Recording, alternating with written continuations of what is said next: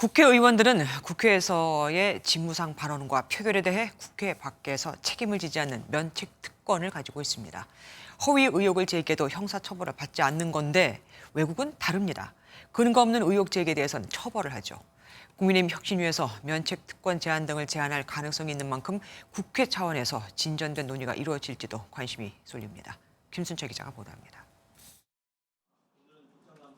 지난해 10월 김의겸 더불어민주당 의원은 이른바 청담동 술자리 의혹을 제기했습니다. 김앤장 변호사 30명가량이 있었습니다.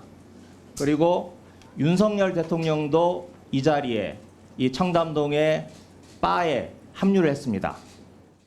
이렇게 공개적으로 대한민국 법무부 장관을 모욕할 정도로 자신 있는 말씀이세요?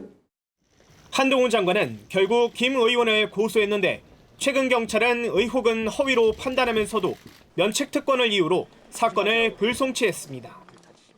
일반인한테 똑같이 적용이 됐다면 이렇게 넘어가지는 않았을 것 같은데 조금 아쉬운 부분이라고 생각합니다.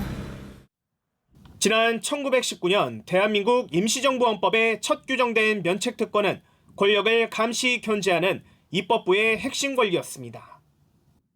하지만 김 의원 등의 사례처럼 허위 의혹을 제기해도 아무런 처벌을 받지 않아 가짜뉴스 면허를 준 꼴이라는 비판마저 나오고 있습니다.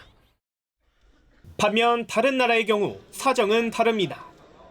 독일 의회는 근거 없이 명예를 훼손하는 중상적 모욕의 경우 원내 자체 징계뿐만 아니라 형사 책임도 질 수 있습니다. 일본에는 굳이 허위 사실을 적시해 개별 국민의 명예나 신용을 훼손하는 행위는 면책되지 않는다는 판례가 존재합니다. 법을 만들기 때문에 의사 결정자로 생각해요. 그러니까 의사 수용자라기보다는 그렇기 때문에 자신에 대한 어떤 면책에 대해서 좀 지나치게 광범위하게 설정하는 그런 좀 부작용이 있는. 지난해 1월 국회에서는 본회의나 국회 상임위에서 허위 사실을 발언하면 출석 정지 징계 수위를 180일 이내로 강화하는 국회법 개정안이 발의됐지만 상임위 문턱도 못 넘고 있습니다. MBN 뉴스 김순철입니다.